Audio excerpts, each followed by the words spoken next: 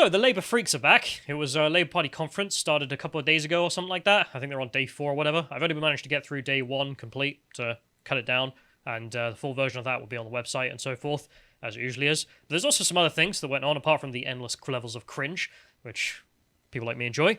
There's also other people who are enjoying themselves, such as Owen Jones, who was very, very happy to be going to Labour Party conference, as you can see here, if you give it a click.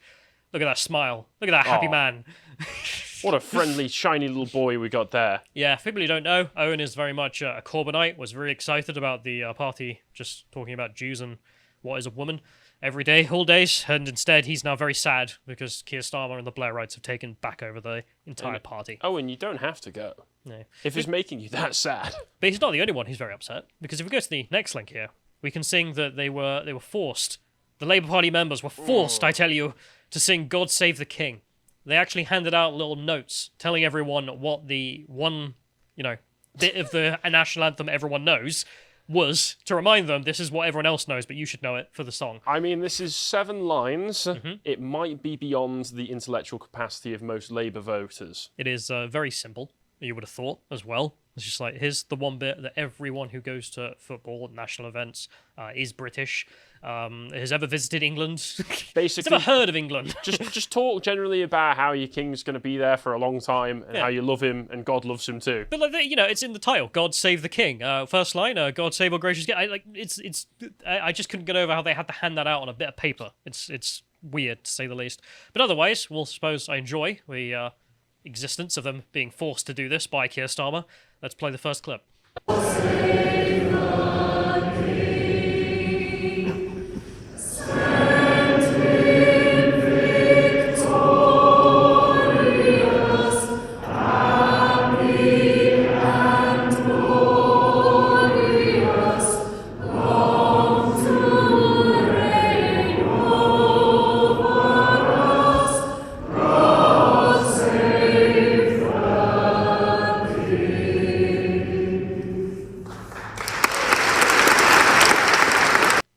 Fair play to whoever was leading the song there, because she did a good job. Yeah, she was doing a good job. She was putting the effort in. A lot of people in the audience weren't. Yeah, a lot of people in the audience.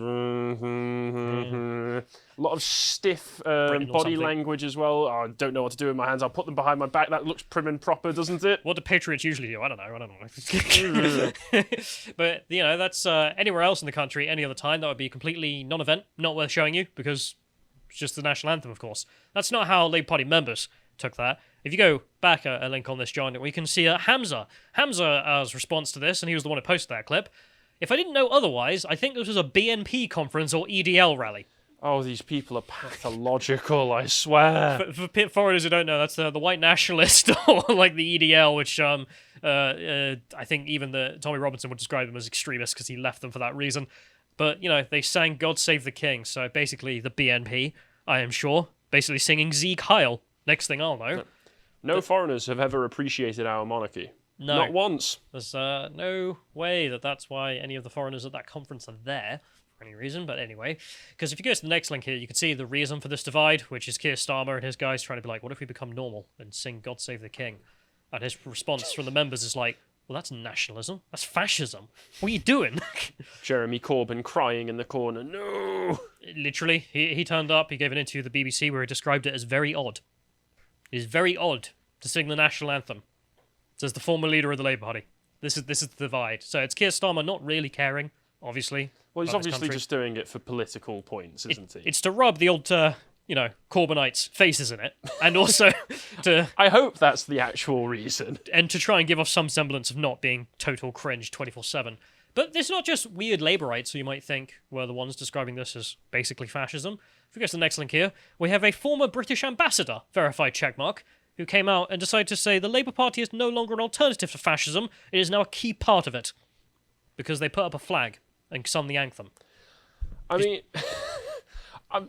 I must point out, over this weekend, at the beginning of next week, is the Conservative Party conference as well.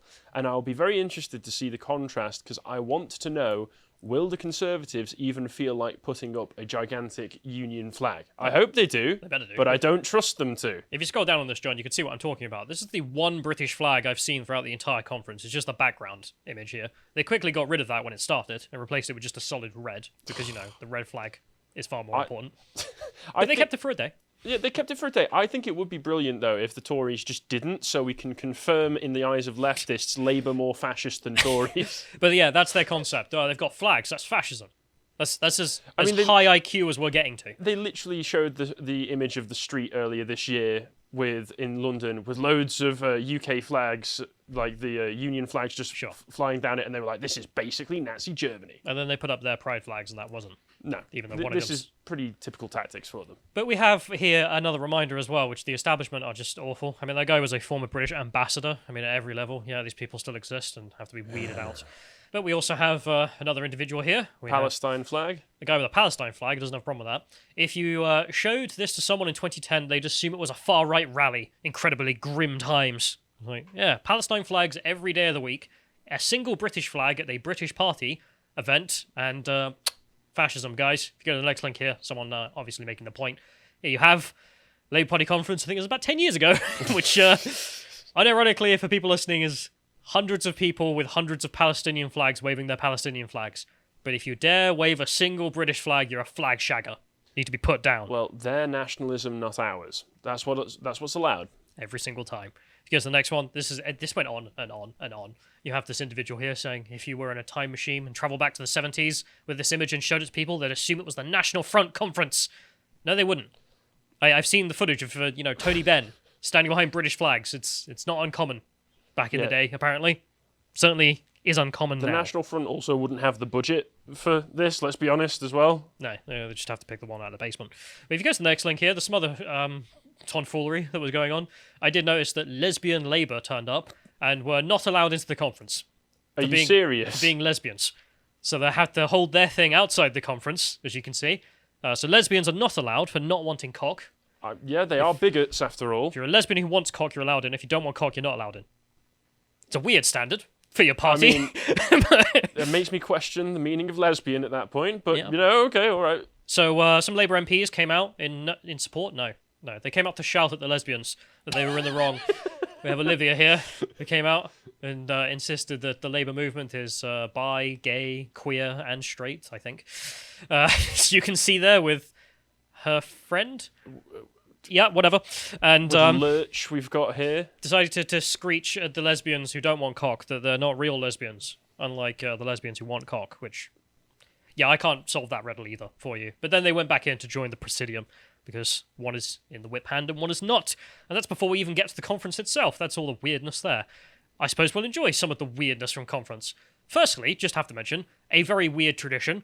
Every year they meet and then all clap for everyone who's died in the previous year before they met. We got them good, boys. Yeah, it does have that kind of vibe. It was even weirder when you saw it with the pandemic, when they were all like, for everyone we've lost this year. I was like, okay, but keep pushing the agenda. We'll enjoy this Stalinist, whoever claps. Well, So whoever please stops stand clapping now first to is remember shot. all of those who we've lost since we last met.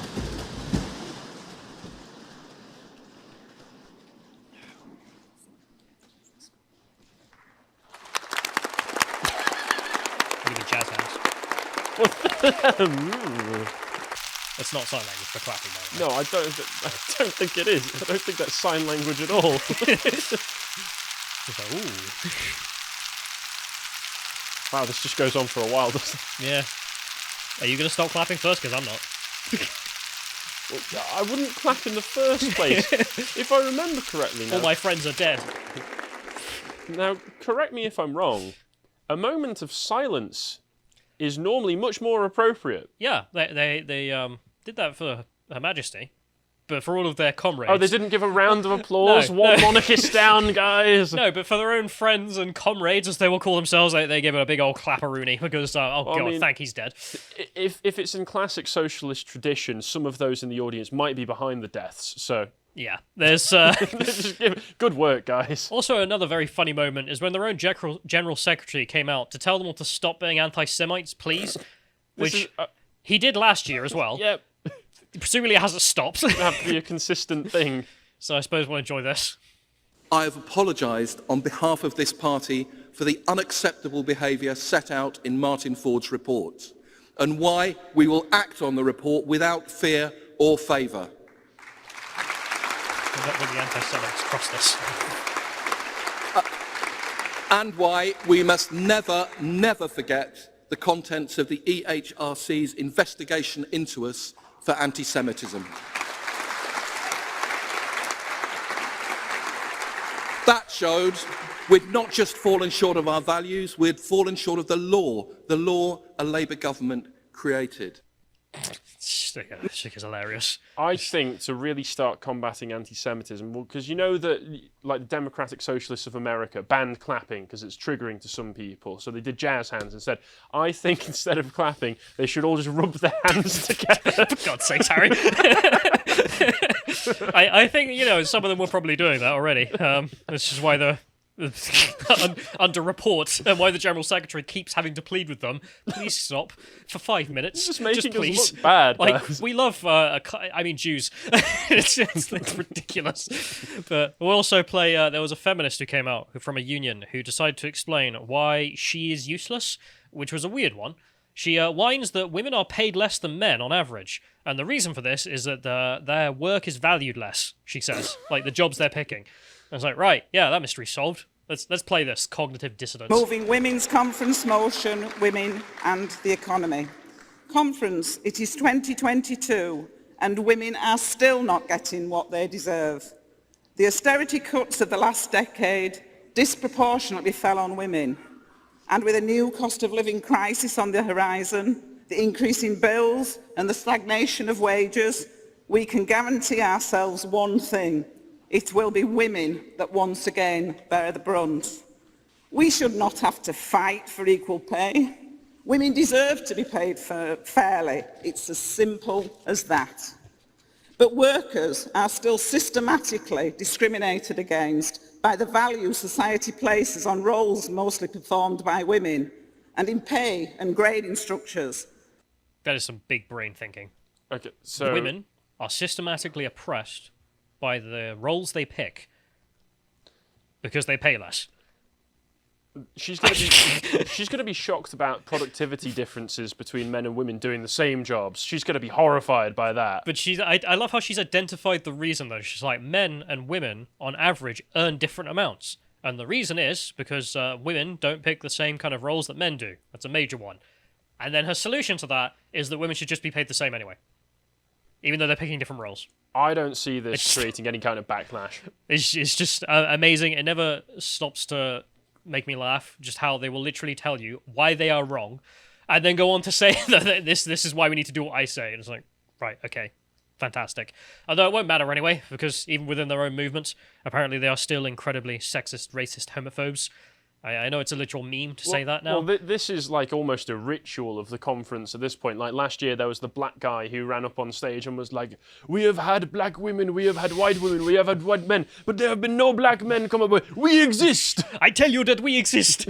And the Middle Eastern lady hosting the conference went, "Well, as a Middle Easterner, I know the importance of representation." And then everybody clapped. It was Such a meme. comical how they just like keep calling themselves racist, but this lady did come up to do exactly the same, and I suppose we'll enjoy. Let's remember, conference, too, that we need to address the very real problem of sexism, bullying and harassment, sadly, within our movement, our labour and trade union movement. There is no place for racism, homophobia, sexism. It undermines us all. So I guess it was the BNP all the time. It's just everyone there is racist, sexist, and homophobic. Interesting to know. Okay, this might be because it's the first day that you've looked at so far. Is there any actual discussion of policy, the philosophy and principles of the party, or is it just one person after the other going out to call everybody else racist, sexist, homophobic? Yeah. They also say the Tories are bad. Oh, I forgot that important talking point. But that's really boring to look at for a But do million they put times. forward any actual positions of their own? Sometimes. I mean, they're always insane, though. I mean, there was the one position of, what if we just steal everyone's money? Which, is a good idea. But, I mean, commie moment, I suppose. that happens a lot of times. Windfall tax, what if we just raise all the taxes on everyone? It's like, okay, fantastic, that'll make it go for you. Yeah. But the rest of the time is spent whining about Jeremy Corbyn still. How long has it been since Jeremy Corbyn was even in the Labour Party? I think at least probably 2.5 years. 3 years now?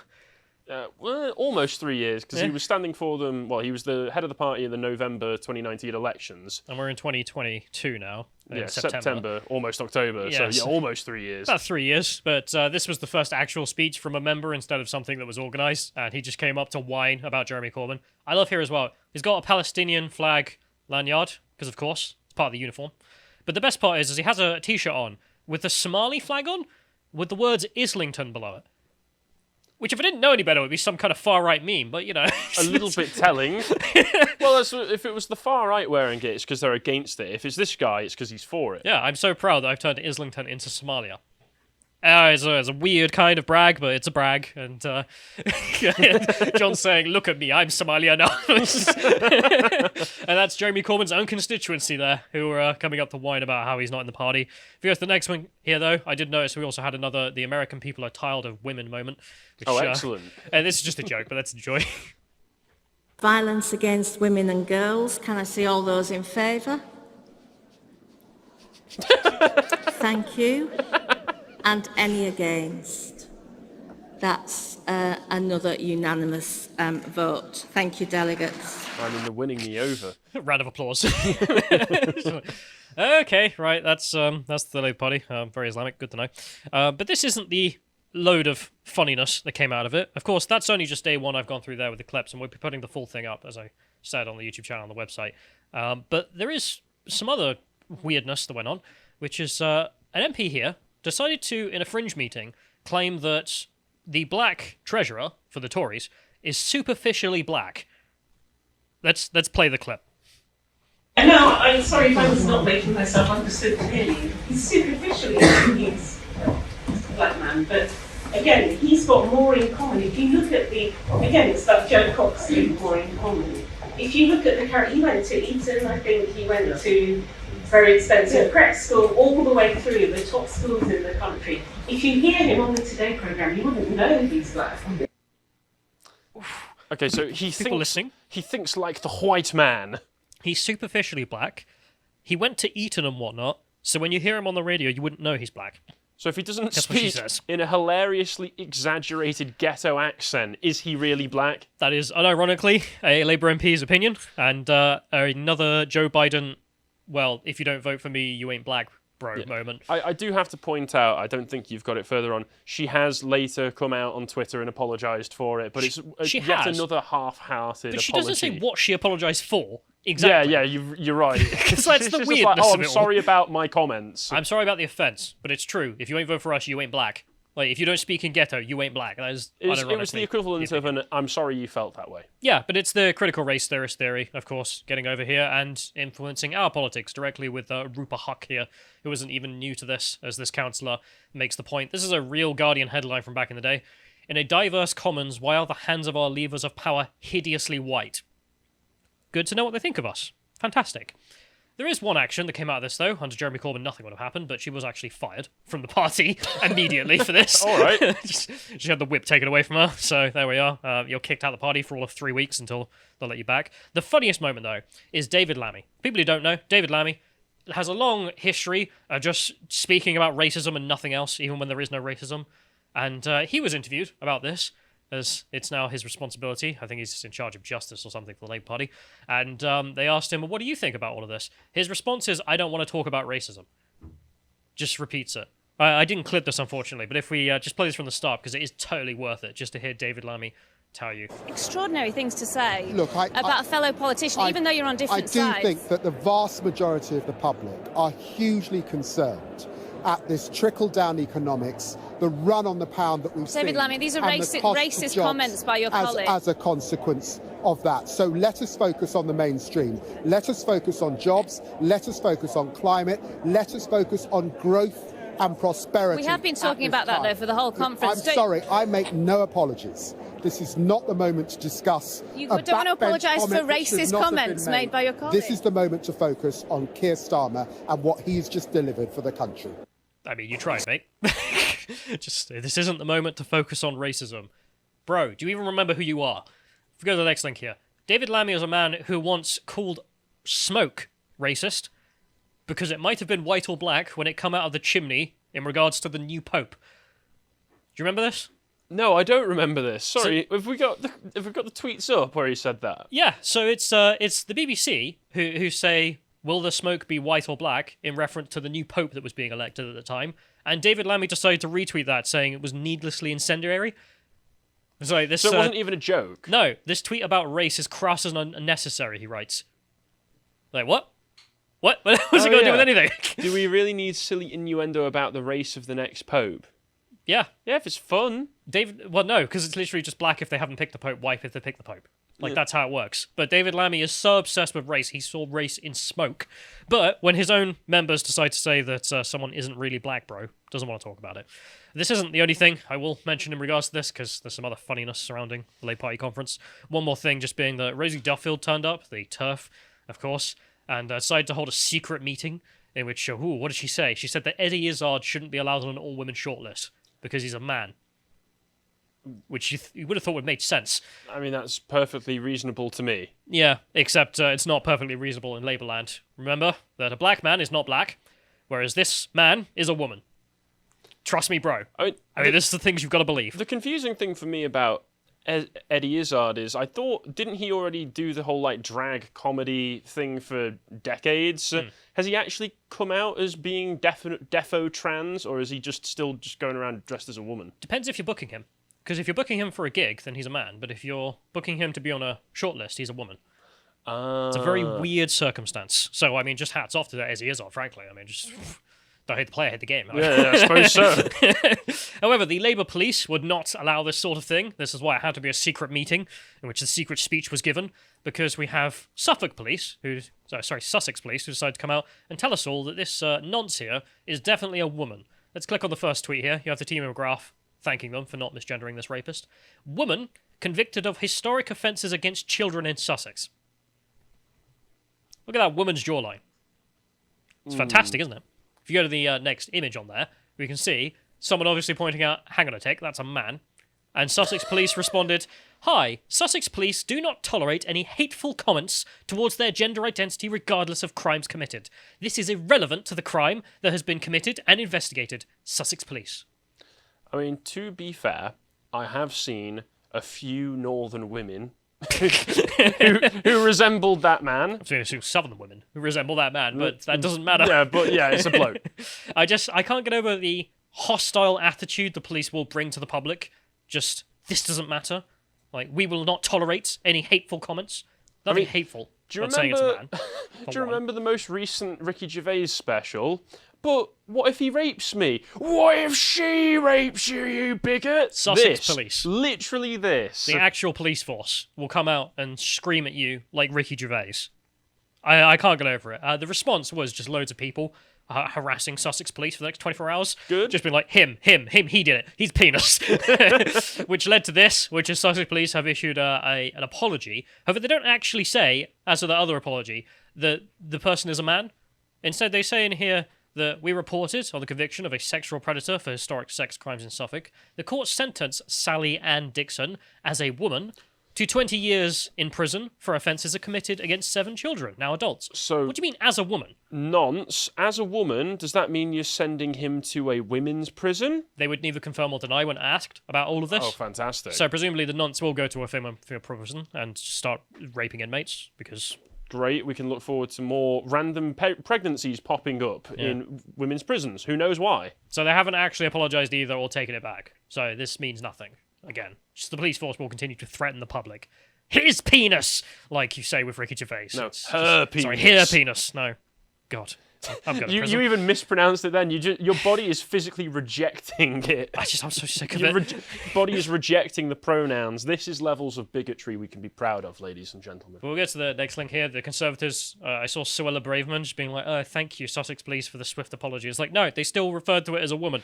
And they're still insisting they're going to women's prison. You have achieved nothing. What the hell's wrong with you? Like, you should be more on the ball about this. However, if we go to the last link here, if you want to see more of that cringe, there's Labour Party conference and their impacts on society, such as turning the police into that, of all things, then go and enjoy it, of course. The full clips of day one are out. Otherwise, I'll be making the other clips as they go along, and God give me strength. If you appreciated that segment from the podcast of the Lotus Eaters, you can go to lotuseaters.com to get access to all the premium content we have on the site, such as the Contemplation series, the most recent episode on human consciousness. If you want to find out what else Josh is putting out, you can follow him on Getter at Josh_firm on Getter. Thank you and goodbye.